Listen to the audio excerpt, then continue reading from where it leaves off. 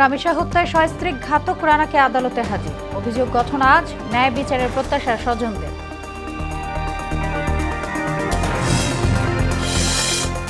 ঈদযাত্রায় দ্বিতীয় দিনের স্বস্তিতে ঢাকা ছাড়ছেন নগরবাসী। নির্বিঘ্ন করতে সব পদক্ষেপ নেওয়া হয়েছে বললেন রেলমন্ত্রী। কোরবানি ঘিরে গাবতলীতে বেড়েছে পশু। 2-1 দিনের মধ্যে হাটে বেচাকেনা জমে উঠবে, প্রত্যাশা বিক্রেতার।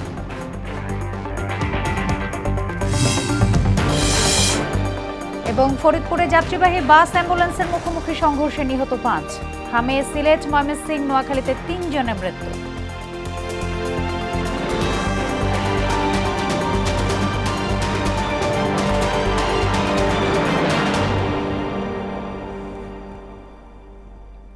আসসালামু আলাইকুম, স্বাগত মোহনা সংবাদে। এতক্ষণ শুনছিলেন শিরোনাম, আর পুরোটা সংবাদ জুড়ে আছি আমি সোনিয়া ইসলাম। এবারে জানাবো বিস্তারিত। রাজধানীর পল্লবীতে শিশু রামিসা আক্তারকে ধর্ষণের পর হত্যার ঘটনায় প্রধান আসামি সোহেল রানা ও তার স্ত্রী স্বপ্না আক্তারকে আদালতে নেওয়া হয়েছে। তাদের রাখা হয়েছে মহানগর দায়রা জজ আদালতের হাজতখানায়। এদিকে রাষ্ট্রপক্ষে নিয়োগপ্রাপ্ত আইনজীবী আজিজুল রহমান দুলো আদালতে উপস্থিত হয়েছেন। তিনি জানান, আজই আদালতে চার্জশিট দাখিল করা হবে। এদিকে ফরেনসিক রিপোর্টে মৃত্যুর আগে রামিসাকে ধর্ষণের প্রমাণ মিলেছে। রিপোর্ট অনুযায়ী ঘটনার দিন শিশুটিকে জোরপূর্বক ধর্ষণ করা হয়। তাকে শ্বাসরোধে হত্যার পর দেহ থেকে মাথা ও হাত বিচ্ছিন্ন করা হয়।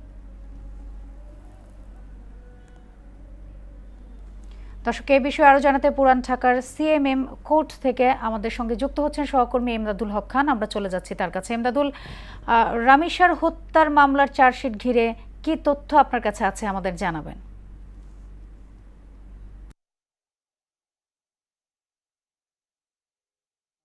ধন্যবাদ আপনাকে। আমরা এই মুহূর্তে ঢাকা সিএমএম কোর্টে আছি। আমরা অপেক্ষা আছি। আমরা জানতে পেরেছি আজকে রামিসা হত্যা মামলার চার্জশিট দাখিল করা হবে। তো এখনও এখানে সংশ্লিষ্ট কর্মকর্তা এসে উপস্থিত হয়নি। তো অনেক সাংবাদিক, মিডিয়া কর্মী এবং আইনজীবীরাও উপস্থিত আছেন। তারা অপেক্ষা আছে কখন চার্জশিট আসবেন। আমরা জানতে পেরেছি যে ইতিমধ্যে পল্লবী থানা থেকে তারা চার্জশিটের কাগজপত্র নিয়ে রওনা দিয়েছেন। আপনারা জানেন যে গত 19 মে পল্লবীর একটি বাসায় প্রতিবেশী সোহেল রানা 8 বছরের শিশুকন্যা রামিসাকে জোরপূর্বক বাসায় তুলে নিয়ে ধর্ষণ করে এবং ধর্ষণের পরবর্তীতে তাকে হত্যা করে, গলা কেটে এবং গলা থেকে মাথা বিচ্ছিন্ন করে এবং কি তার 2 হাতও বিচ্ছিন্ন করে ফেলে। নৃশংস এই হত্যাকাণ্ডটি সারা দেশে আলোড়ন সৃষ্টি করে, সারা দেশে নিন্দার ঝড় তৈরি হয় এবং সবাই প্রতিবাদে বিক্ষোভে ফেটে পড়েন। আমাদের মাননীয় প্রধানমন্ত্রী ছুটে যান রামিসার বাসায়। তিনি দ্রুত এই হত্যাকাণ্ডের বিচার সম্পন্ন করার আশ্বাস দেন এবং এবং সে পরিপ্রেক্ষিতে গত 5 দিনের মধ্যে এই রামিসা হত্যাকাণ্ডের চার্জশিট আজকে দাখিল হতে যাচ্ছে। এছাড়া গতকালকে ফরেনসিক রিপোর্ট সিআইডি জমা দিয়েছে তদন্তকারী কর্মকর্তার কাছে। সেখানে রামিসাকে হত্যার ধর্ষণের প্রমাণ মিলেছে। হ্যাঁ, ধর্ষণের প্রমাণ মিলেছে এবং সেখানে তাকে ধর্ষণের পর শ্বাসরোধে হত্যা করা হয়েছে এবং পরবর্তীতে তাকে জবাই করা হয়েছে বলে আমরা ফরেনসিক রিপোর্টে জানতে পেরেছি। ধন্যবাদ সোনিয়া। এমদাদ, আপনাকে ধন্যবাদ। স্বস্তি নিয়ে শুরু হয়েছে রেলপথের দ্বিতীয় দিনের ঈদযাত্রা। সকাল থেকে নির্ধারিত সময়ে ছেড়ে গেছে সব ট্রেন। ফলে রেল সেবা নিয়ে সন্তুষ্ট ঘরমুখো যাত্রীরা। তবে অনলাইনে টিকিট স্বল্পতা নিয়ে রয়েছে অভিযোগ। রেলমন্ত্রী শেখ রবিউল আলম জানান, ঈদযাত্রা নির্বিঘ্ন করতে সব ধরনের পদক্ষেপ নেওয়া হচ্ছে। কালোবাজারি রোধে কঠোর হতে প্রশাসনকে নির্দেশ দেওয়া হয়েছে। এমআর আসাদের রিপোর্ট। রাজধানীর কমলাপুর রেলওয়ে স্টেশনে যাত্রীরা জড়ো হন বাড়ি ফেরার তাগিদে। ঈদের লম্বা ছুটি স্বজনদের সঙ্গে কাটানোর মধুর স্বপ্নে বিভোর থেকেই ট্রেনে ওঠেন তারা। তবে ঈদযাত্রা হিসেবে প্ল্যাটফর্মে যাত্রী চাপ ছিল তুলনামূলক কম। উত্তপ্ত আবহাওয়ায় নির্বিঘ্নে বাড়ি ফিরে পেতে চান স্বস্তি। অন্য বাড়ি থেকে এইবার অনেক ভালো, আলহামদুলিল্লাহ অনেক ভালো। অনলাইনে পাইনি। অনলাইনে তো 1 মিনিটে প্রায় 1 কোটি হিট হয়ে যায়, কেউই পায় না, সেজন্য স্ট্যান্ডিং পাইছি আর কি। এখন দাঁড়ায় দাঁড়ায় যেতে হবে, কি করার। তবে অনলাইনে টিকিট নেওয়ার সেবা নিয়ে অভিযোগ কাটেনি। চাহিদার তুলনায় আসন সংখ্যা কম থাকায় এমন পরিস্থিতি বলে জানান যাত্রীরা। আজকে আবার আসা টিকিট কাটবো, 2 মিনিট পরে ঢুকলাম, কোনো টিকিটই নাই। বুঝছেন কথাটা? ধরেন মানে হয়তো কোনো সিন্ডিকেট হয় অথবা ধরেন ওরা আপনার সরাই রেখে দেয় আর কি। টিকিট কাটা প্রায় হয়ে গেছে, আসলে পেমেন্টটা বাকি, তখন হলো পেমেন্টটা হইতেছে না, তখন টিকিটটা ক্যান্সেল হয়ে যায় আর কি। তো এরকম সমস্যা হয়। আর অনেক সময় হলো যে স্পেশালি ঈদের টাইমে টিকিট কাটতে গেলে অনেক মানুষ তো একসাথে ঢুকে, অনেক সময় সার্ভারটা ডাউন হয়ে যায়। রবিবার সকালে ঈদযাত্রার সার্বিক পরিস্থিতি পরিদর্শনে রেল স্টেশনে যান রেলমন্ত্রী এবং প্রতিমন্ত্রী। ঈদযাত্রায় সড়কে চাপ কমিয়ে রেলপথে সর্বোচ্চ সেবা দেওয়ার অঙ্গীকার করেন মন্ত্রী শেখ রবিউল আলম। আমার কাছে পরিবেশ যাত্রীদের সন্তুষ্টি বেশ ভালো মনে হয়েছে। পরিচ্ছন্নতা, ফ্যানগুলি চলছে, সিট বা অন্য জায়গায় খুব বেশি সিটিং ক্যাপাসিটি অনুসারেই যাচ্ছে। যদিও আমরা ক্যাপাসিটির বাইরেও কিন্তু 25% টিকিট আমাদের দিতে হয়েছে যাত্রীদের চাহিদা বিবেচনা করে। যাত্রী ভোগান্তি কমাতে কালোবাজারের টিকিট বিক্রি রোধে কঠোর হতে সংশ্লিষ্টদের নির্দেশ দেন তিনি। ঈদ উপলক্ষে আরও 25% বৃদ্ধি করে 40,000-এর মতো যাত্রী যাওয়ার সুযোগ করে দিতে পারি। MR আসাদ, মোহনা সংবাদ, ঢাকা। এদিকে দীর্ঘদিনের যানজট আর দুর্ভোগ কমাতে নির্মাণাধীন সিরাজগঞ্জের হাটিকুমরুল ইন্টারচেঞ্জের বগুড়া রংপুর ফ্লাইওভারের র্যাম্প খুলে দেয়া হয়েছে। এতে এবারের ঈদযাত্রা অনেকটাই নির্বিঘ্ন ও স্বস্তিদায়ক হবে বলে মনে করছেন সংশ্লিষ্টরা। সোহেল রানার তথ্যচিত্রে তাহসিন তারিনের প্রতিবেদন। উত্তরবঙ্গের প্রবেশদ্বার হিসেবে পরিচিত সিরাজগঞ্জের হাটিকুমরুল গোলচত্বর দিয়ে প্রতিদিন হাজার হাজার যানবাহন চলাচল করে। ওই স্থান থেকেই ঢাকা, পাবনা, রাজশাহী, বগুড়া ও রংপুরমুখী যানবাহন পৃথক হয়ে যায়। স্বাভাবিক সময়ে প্রতিদিন প্রায় 20 থেকে 25,000 যানবাহন চলাচল করলেও ঈদ মৌসুমে তা বেড়ে দাঁড়ায় প্রায় 50,000-এ।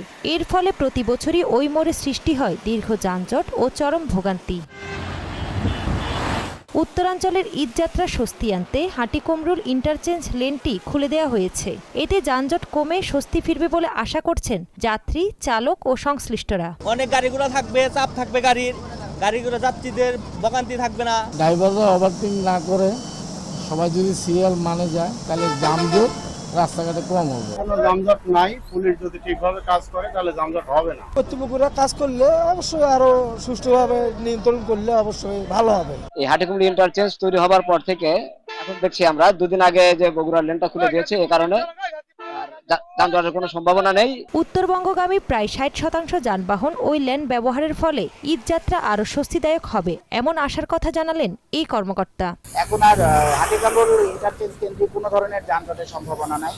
আর এছাড়াও আমাদের হাটিকুমরুলের যে খাদি সড়কগুলো আছে সবগুলো যান চলাচলের জন্য উন্মুক্ত রয়েছে। হাইওয়ে পুলিশ বলছে ঈদ ঘিরে উত্তর ও দক্ষিণাঞ্চলে যানবাহনের দ্বিমুখী চাপ তৈরি হবে। নতুন ওই লেন চাপ কমাতে কার্যকর ভূমিকা রাখবে বলেও জানান তিনি। এটা দেওয়াতে একটা সুবিধা হয়েছে, সমস্ত গাড়ি নির্বিঘ্নে মানে রংপুর 16 জেলায় এদিকে প্রবেশ করবে। প্রায় 12-14 জেলায়, 12-14 জেলার গাড়ি যদি এদিক দিয়ে যায় তাহলে আপনি ধরেন যে 70% গাড়ি নির্বিঘ্নে চলে যাচ্ছে। ঈদযাত্রা নির্বিঘ্ন ও যানজট মুক্ত করতে মহাসড়কের বিভিন্ন পয়েন্টে প্রায় 6 শতাধিক আইনশৃঙ্খলা রক্ষাকারী বাহিনীর সদস্য মোতায়েন থাকবে। তাহসিন তারিন, মোহনা সংবাদ। বিগত সরকারগুলোর অদক্ষতায় হাজার কোটি টাকা খরচ করেও একটি সঠিক আদমশুমারি করা সম্ভব হয়নি বলে মন্তব্য করেছেন তথ্য সম্প্রচার মন্ত্রী জহিরুদ্দিন স্বপন। সকালে সচিবালয়ে এক প্রশিক্ষণ কর্মশালার উদ্বোধন অনুষ্ঠানে সময়োপযোগী এবং দক্ষ তথ্য ক্যাডার হিসেবে গড়ে উঠতে কর্মকর্তাদের প্রতি আহ্বান জানান তিনি। অনুষ্ঠানে তথ্য প্রতিমন্ত্রী ইয়াসির খান চৌধুরী বলেন, সরকারের নির্বাচনী ইশতেহারের বিষয়ে জনসংযোগ কর্মকর্তাদের কাজ করতে হবে, অন্যথায় বিভ্রান্তমূলক তথ্য প্রচার হতে পারে। The moment you are claiming that you are information cadre, so it is implied. আপনি কি ইনফরমেশনের ডেফিনিশনটা আপনি প্রপারলি জানেন কিনা, এটা কিন্তু আমাকে কেউ কোশ্চেন করলে আমি না পারলেও কোনো দোষ হবে না, বাট আপনি যদি না পারেন এটা কিন্তু দোষ। তো রাষ্ট্রের তো দায়িত্ব থাকতে হবে যে এই বিশাল জনবলকে দক্ষ হিসেবে গড়ে তোলা, এবং তারা যদি এটা আমি না করি তাহলে তারা কিন্তু একটা গ্যারান্টেড সাইকোলজির মধ্যে থাকবে। চাকরি যেহেতু কনফার্ম, যেহেতু রিটায়ারমেন্টের আগে হয় এডিশনাল সেক্রেটারি হবো, আগে সেক্রেটারি হবো, রিটায়ারমেন্ট তো কনফার্ম। তো বাকি কাজের ক্ষেত্রে একটু নিজেকে, কিন্তু আপনার মেধা কিন্তু তখন জাতি পেল না। এবার কোরবানি হাটের খবর।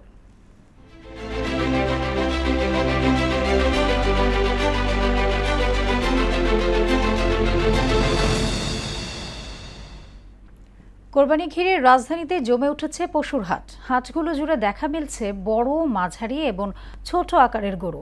এবছর মাঝারি ও ছোট আকারের গরুর চাহিদা বেশি থাকায় হাটে এগুলোর দাম একটু বেশি। তবে হাটের গরুর পর্যাপ্ত যোগান থাকলেও এখনও পুরোপুরি জমে ওঠেনি বেচাকেনা। বিক্রেতারা বলছেন, ক্রেতারা গরুর দাম হাঁকলেও জোর কদমে শুরু হয়নি বিক্রি। তবে 2-1 দিনের মধ্যে হাটে বেচাকেনা জমে উঠবে এমন প্রত্যাশা করছেন তারা। ছোট গরু 10-15, 1,10,15 এইভাবে গরুটা কিনি, মোটামুটি একটু ভালো দাম আছে আর কি। এখন কাস্টমার নামলে হয়তো একটু ভালো বেচা কিনে করা যাইব। বেচা কিনা হয়তো আগামীকাল থেকে শুরু হবে। চাহিদা এটি গরু বেশি, এটি মনে করেন 1,15,000, 10, 1,05,000 এইভাবে যাচ্ছে। মনে করেন বড় গরু তো টানছে না। কোরবানি হাট নিয়ে আরো জানাতে গাবতলী থেকে যুক্ত হচ্ছেন সহকর্মী বিজন কুমার। আমরা চলে যাচ্ছি তার কাছে। বিজন, পশুর হাটে কেমন দেখছেন ক্রেতা বিক্রেতার উপস্থিতি? কি তথ্য আপনার কাছে আছে, জানাবেন।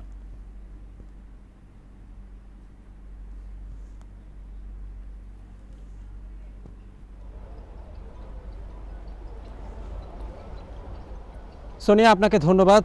এবং আপনি জানেন যে কোরবানি ঈদের দিন সহ প্রায় 5 দিন চলবে ঢাকার অস্থায়ী যে পশুর হাটগুলো রয়েছে, এবং একই সঙ্গে যে পশুর হাটগুলো সেগুলো চলবে। এবং এরই হিসাবের মধ্যে দিয়ে কিন্তু কোরবানির যে পশুর হাটগুলো সেগুলো কিন্তু শুরু হয়ে গেছে। এবং এর ধারাবাহিকতায় আমি বর্তমানে রয়েছি রাজধানীর যে গাবতলী পশুর হাট, সেই গাবতলীর পশুর হাটে। এবং গাবতলীর পশুর হাট থেকে একটি বিষয়ে আমরা এখানে ক্রেতা এবং বিক্রেতা 2 শ্রেণীর লোকের সাথেই আমরা কথা বলেছি। এখন পর্যন্ত বিক্রেতারা যেটি বলছেন যে হাটের মধ্যে পর্যাপ্ত গরুসহ পশুর যোগান থাকলেও এখন পর্যন্ত কিন্তু ক্রেতাদের যে সমাগম সেটি কিন্তু এখন পর্যন্ত শুরু হয়নি। তবে তারা প্রত্যাশা করছেন আগামী 2-1 দিনের মধ্যেই কিন্তু পশুর হাটটি পুরো দমে জমে উঠবে এবং ক্রেতা বিক্রেতার সমাগম আসবে। এবং বিক্রেতারা আমি কাছে শুনেছিলাম যে এই মুহূর্তে আসলে যারা ক্রেতারা আসলেও কিন্তু দাম হাঁকাচ্ছেন। এবং তারা সব থেকে বেশি যে দাম হাঁকাচ্ছেন সেগুলো হচ্ছে মাঝারি আকারের গরুগুলোর। এবং মাঝারি আকারের গরুর দামগুলো একবারে বিক্রেতার যেটি চাচ্ছেন সেটি হচ্ছে 1 লাখ টাকা থেকে শুরু হচ্ছে এবং 1,15,000, 20, 30, 40, 50 পর্যন্ত প্রায়।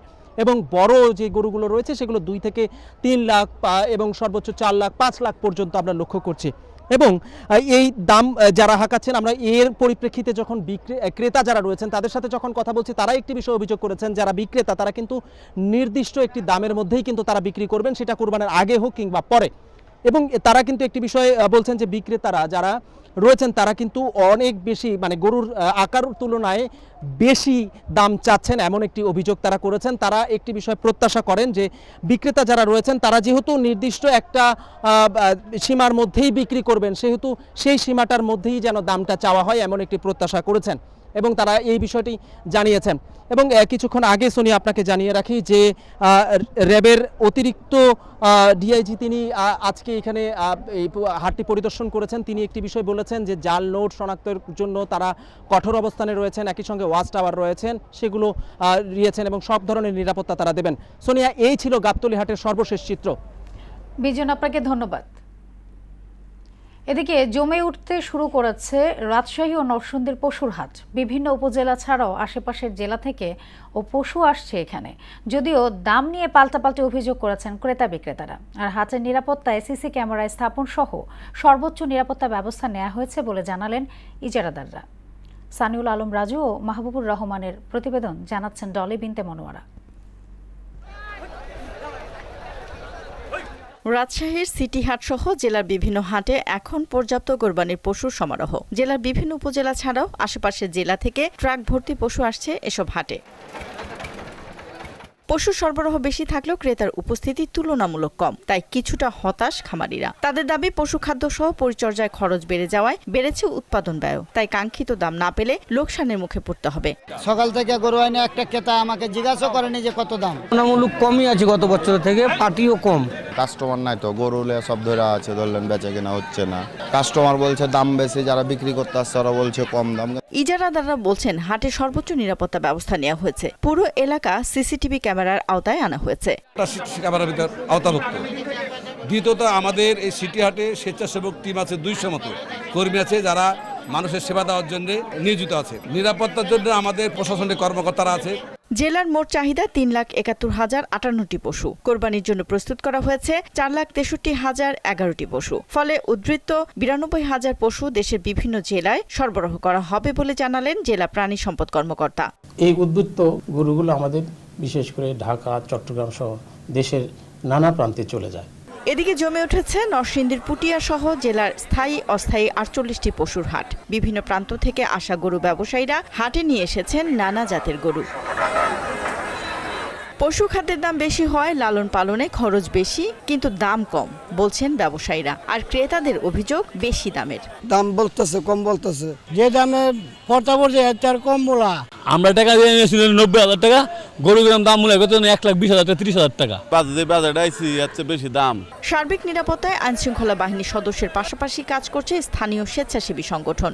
আমরা পুটিয়া বাজারে ইজারাদার, তো যারা ক্রেতা বিক্রেতা আসবে পাইকারিদের জন্য আমাদের সুব্যবস্থা আছে, কোনো সমস্যা নেই এখানে। আমাদের স্বেচ্ছা বাহিনী আছে, 50 জনের মতো আমাদের বাহিনী আছে, আমাদের পুলিশ প্রশাসন আছে। পশুর স্বাস্থ্য সুরক্ষায় কাজ করছে প্রাণী সম্পদ অধিদপ্তরের বিশেষ টিম। পরীক্ষা নিরীক্ষার পরই পশু বিক্রির অনুমতি দেওয়া হচ্ছে বলে জানালেন এই কর্মকর্তা। আইনশৃঙ্খলা বাহিনীর সাথে যোগাযোগ রেখে আমাদের যে ইউনিট থাকবে, ভেটেরিনারি মেডিকেল টিম সবগুলো বাজারে, তারা তাদের সাথে সহায়তা রেখে খামারিদেরকে নিরাপত্তার ব্যবস্থা তারা নিশ্চিত করবে। শেষ মুহূর্তে পশুর হাট জমে উঠবে বলে আশা করছেন খামারি ও ব্যবসায়ীরা। ডলি বিনতে মনোয়ারা, মোহনা সংবাদ। ফরিদপুরের নগরকান্দায় যাত্রীবাহী বিআরটিসি বাস ও অ্যাম্বুলেন্সের মুখোমুখি সংঘর্ষে 5 জন নিহত হয়েছেন। ঢাকা বরিশাল মহাসড়কের শঙ্কর পাশা বাস স্ট্যান্ডে এই দুর্ঘটনা ঘটে। নিহতদের সবাই অ্যাম্বুলেন্সের যাত্রী ছিলেন বলে জানা গেছে। হাইওয়ে পুলিশ ও স্থানীয় সূত্রে জানা গেছে, ভাঙা থেকে ফরিদপুরগামী একটি যাত্রীবাহী বিআরটিসি বাসের সঙ্গে বিপরীতমুখী একটি অ্যাম্বুলেন্সের মুখোমুখি সংঘর্ষ হয়। এতে অ্যাম্বুলেন্সটি দুমড়ে মুচড়ে যায় এবং ঘটনাস্থলে 5 জন নিহত হয়। ভাঙ্গা থেকে যে ফরিদপুর যে আঞ্চলিক যে মহাসড়ক, এই মহাসড়কে আমরা অনুমান 11টার দিকে সংবাদ পাই যেখানে একটা দুর্ঘটনা ঘটছে। সংবাদের শুনে আমি নিজেই তাৎক্ষণিক এবং আমার মোবাইল টিম সহ এখানে চলে আসি। আমার সাথে ওসি নগরকান্দার টিমও চলে আসছে। এসে আমরা দেখি যে অ্যাম্বুলেন্স এবং বিআরটিসি এটা মুখোমুখি সংঘর্ষ হয়েছে। সারা দেশে গেল 24 ঘন্টায় হামের উপসর্গ 3 জনের মৃত্যু হয়েছে। এর মধ্যে সিলেটে 1, ময়মনসিংহ 1 ও নোয়াখালীতে একজনের মৃত্যু হয়েছে। ময়মনসিংহ মেডিকেল কলেজ হাসপাতালে আক্রান্ত নতুন রোগী ভর্তি হয়েছে 19 জন। 17 মার্চ থেকে আজ পর্যন্ত ময়মনসিংহ মেডিকেল কলেজ হাসপাতালে হামে মৃত্যু হয়েছে 36 শিশুর। পবিত্র ঈদুল আজহাকে সামনে রেখে উত্তরাঞ্চলগামী ঘরমুখো মানুষের চাপ বাড়তে শুরু করেছে যমুনা সেতুতে। ঈদে প্রিয়জনদের সঙ্গে আনন্দ ভাগাভাগি করতে রাজধানী সহ দেশের বিভিন্ন অঞ্চল থেকে মানুষ বাড়ির পথে ছুটছেন। গেল 24 ঘন্টায় যমুনা সেতু দিয়ে মোট 32,649টি যানবাহন পারাপার হয়েছে। এ সময় টোল আদায় হয়েছে প্রায় 2,97,00,000 টাকা। কর্তৃপক্ষ জানিয়েছে, ঈদকে ঘিরে আজ ও আগামীকাল যানবাহনের চাপ আরও বাড়তে পারে। এবার জানাবো আন্তর্জাতিক সংবাদ। মধ্যপ্রাচ্যে উত্তেজনা কমাতে নতুন কূটনৈতিক উদ্যোগের ইঙ্গিত দিয়েছেন মার্কিন প্রেসিডেন্ট ডোনাল্ড ট্রাম্প। তিনি বলেন, ইরানের সঙ্গে সম্ভাব্য যুদ্ধবিরতি চুক্তির অংশ হিসেবে হরমুজ প্রণালী পুনরায় খুলে দেওয়ার আলোচনা প্রায় চূড়ান্ত। এদিকে 2 দেশের মধ্যে চুক্তি হলে বর্তমান যুদ্ধবিরতির মেয়াদ বৃদ্ধি করা হবে এবং যুক্তরাষ্ট্র তাদের নিষেধাজ্ঞা শিথিল করবে বলে জানা গেছে। বিস্তারিত প্রিয়াঙ্কা নেতুর ডেস্ক রিপোর্টে। মধ্যপ্রাচ্য সংঘাত বন্ধে কিছুটা আশার আলো দেখা যাচ্ছে। মার্কিন প্রেসিডেন্ট ডোনাল্ড ট্রাম্প জানিয়েছেন, ইরানের বিরুদ্ধে চলমান যুক্তরাষ্ট্র ইসরায়েল যুদ্ধ শেষ করার জন্য একটি যুদ্ধবিরতি সংক্রান্ত সমঝোতা স্মারক প্রায় চূড়ান্তভাবে রয়েছে। কাতার, সৌদি আরব, সংযুক্ত আরব আমিরাত, পাকিস্তান, জর্ডান, মিশর, তুরস্ক ও বাহরাইনের নেতা ও কর্মকর্তাদের সঙ্গে ফোনালাপের পর এ ঘোষণা দেন মার্কিন প্রেসিডেন্ট। বিষয়টি নিশ্চিত করেছে সংবাদ মাধ্যম আল জাজিরা। ডোনাল্ড ট্রাম্প বলেন, এই চুক্তির আওতায় হরমুজ প্রণালী পুনরায় খোলা হবে। সেই সঙ্গে চুক্তির কিছু বিষয় এখনও আলোচনার পর্যায়ে রয়েছে, যা খুব শীঘ্রই ঘোষণা করা হবে। মার্কিন প্রেসিডেন্টের এই বিবৃতি এমন সময় সামনে আসে যখন পাকিস্তানের সেনাপ্রধান আসিম মুনির ইরান সফর করছিলেন। পাকিস্তান জানায় তাদের সেনাপ্রধানের সফরটি সংক্ষিপ্ত কিন্তু ফলপ্রসূ হয়েছে। এদিকে ইরান ও যুক্তরাষ্ট্রের মধ্যে পরবর্তী উচ্চ পর্যায়ের বৈঠক নিয়ে আশাবাদ ব্যক্ত করেছেন পাকিস্তানের প্রধানমন্ত্রী শাহবাজ শরীফ। সামাজিক সংবাদ মাধ্যম এক্সে দেয়া পোস্টে তিনি এ কথা বলেন। যুক্তরাষ্ট্র ও ইরানের মধ্যে চুক্তি হলে যুদ্ধবিরতির মেয়াদ 60 দিন বাড়বে। ইরান হরমুজ প্রণালী সম্পূর্ণভাবে উন্মুক্ত করবে, যার পরিবর্তে যুক্তরাষ্ট্র নিষেধাজ্ঞা শিথিলের পাশাপাশি নৌ অবরোধ প্রত্যাহার করে নেবে। সংবাদ মাধ্যম এক্সিওসকে এসব তথ্য জানান এক মার্কিন কর্মকর্তা। প্রিয়াঙ্কা নিতু, মোহনা সংবাদ। যুক্তরাষ্ট্রের প্রেসিডেন্টের দপ্তর হোয়াইট হাউসের কাছে গোলাগুলির ঘটনায় একজন নিহত হয়েছে। স্থানীয় সময় সন্ধ্যার 6টার দিকে হোয়াইট হাউসের গেটে এক ব্যক্তি আগ্নেয়াস্ত্র ব্যবহার করে গুলি চালান। এ সময় সিক্রেট সার্ভিস সদস্যরা পাল্টা গুলি চালালে ওই ব্যক্তি গুলিবিদ্ধ হন। পরে হাসপাতালে তার মৃত্যু হয়। ঘটনার সময় ডোনাল্ড ট্রাম্প হোয়াইট হাউসেই ছিলেন।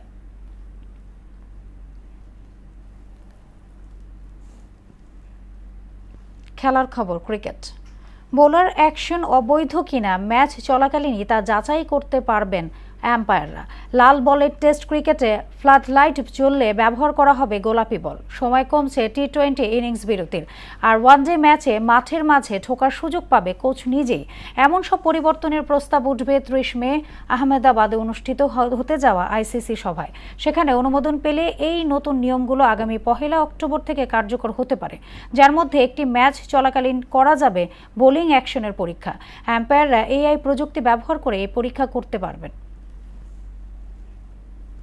শেষ করব মোহনা সংবাদ, যাবার আগে শিরোনামগুলো আরও একবার।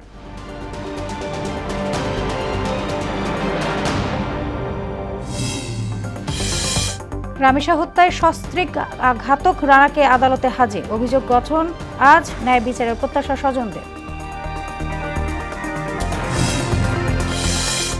ঈদযাত্রায় দ্বিতীয় দিনে স্বস্তিতে ঢাকা ছাড়ছেন নগরবাসী। নির্বিঘ্ন করতে সব পদক্ষেপ নেওয়া হয়েছে বললেন রেলমন্ত্রী। কোরবানি ঘিরে গাবতলীতে বেড়েছে পশু। 2-1 দিনের মধ্যে হাটে বেচাকেনা জমে উঠবে, প্রত্যাশা বিক্রেতার।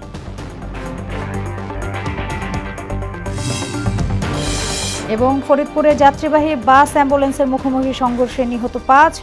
হামে সিলেট, ময়মনসিংহ, নোয়াখালীতে 3 জনের মৃত্যু।